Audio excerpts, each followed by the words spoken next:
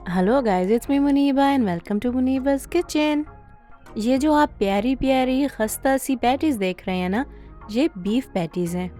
बच्चे इन्हें बहुत शौक से खाते हैं और ये बहुत ही जल्दी बनकर तैयार हो जाती हैं। तो जल्दी से अपनी रेसिपी स्टार्ट करते हैं। सबसे पहले मैं ले लेती हूँ बीफ का कीमा 1 किलो, जो कि बनता है तकरीबन 2 पाउंड के करीब। हमने इसे अच्छी तरह से भूनना है और इसी दौरान मैं इसमें एक मीडियम साइज़ का अनियन ऐड कर देती हूँ, बारीक कटा हुआ। अब हमने इसे मुसलसल हिलाना है और किसी बड़े चम्मच से कीमे को नीचे की तरफ दबाते जाएं ताकि ये अपना पानी छोड़ दे।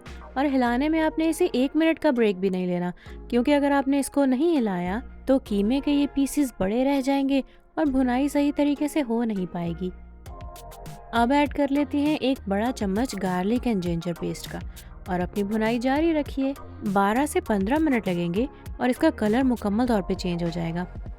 अब इसमें ऐड कर लेते हैं कुछ मसाला जात, जिसमें शामिल है 1 चम्मच नमक, आधा चम्मच रेड चिली फ्लेक्स, आधा चम्मच ज़ीरे का पाउडर, आधा चम्मच हल्दी का पाउडर और 1 बड़ा चम्मच गरम मसाले का।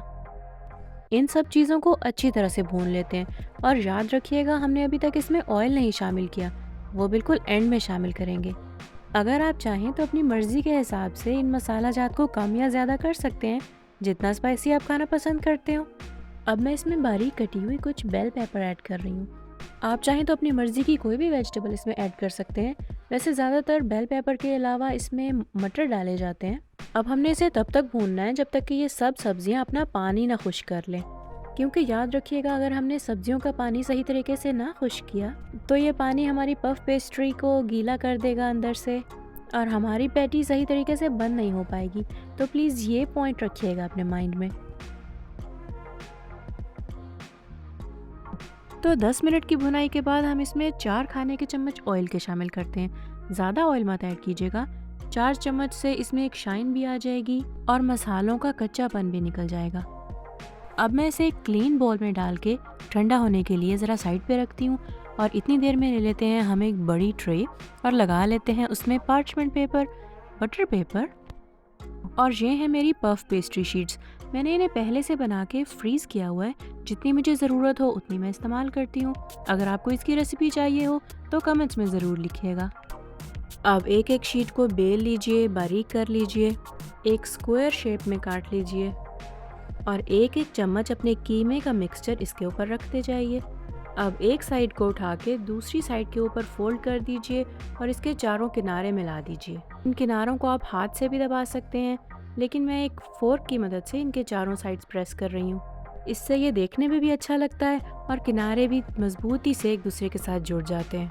क्योंकि याद रखिएगा, अगर आप इन किनारों को अच्छी तरह से नहीं मिला पाएंगे तो जैसे ही ये पैटी ओवन में जाएगी, अपना साइज़ बड़ा करेगी तो इसके किनारे खुल जाएंगे अगर सही तरह से लॉक ना हुए। तो इस बात का ख्याल रखिएगा। अब यही प्रोसेस मैं अपनी बाकी पैटीज़ के साथ भी रिपीट कर लेती हूँ। कुछ फासले पे इन पैटीज़ को एक ट्रे में लगाते जाइए और एक अंडे को अच्छी तरह से फेंट के एक ब्रश की मदद से इन पैटीज़ के ऊपर लगा देते हैं। इससे इसकी ऊपर वाली लेयर पे बहुत प्यारा सा ग्लो आ जाता है। आप चाहें तो इस अंडे में 2 टेबलस्पून मिल्क के ऐड कर सकते हैं और अगर आप अंडा नहीं खाते हो तो बिल्कुल हल्का सा पानी का ब्रश भी आप इसके ऊपर कर सकते हैं। अब टाइम है इसे ओवन में रखने का, जो कि है 350 डिग्री फ़ारेनहाइट 176 डिग्री सेल्सियस पे तकरीबन 25 मिनट्स के लिए। और ये देखिए, मेरी पैटीज़ बनकर तैयार हैं। अब जल्दी से आते हैं इसके टेस्ट की तरफ। और ये बहुत ही खस्ता और मज़ेदार बनकर तैयार हुई हैं। अंदर से गरम गरम कीमे का टेस्ट और ऊपर से बहुत ही लेयर्स वाली पफ पेस्ट्री। आप इसे इमली की चटनी के साथ एंजॉय कर सकते हैं या हॉट सॉस के साथ। आप इसे गेस्ट को सर्व कर सकते हैं या एक ही बार बना के फ्रीज़ कर सकते हैं। तो कैसी लगी मेरी आज की बीफ पैटीज़ की रेसिपी? आई होप आपको अच्छी लगी होगी। तो कमेंट्स में ज़रूर लिखिएगा और वीडियो को लाइक कीजिएगा, चैनल को सब्सक्राइब कीजिएगा। मिलती हूँ आपसे नेक्स्ट रेसिपी के साथ। Bye bye.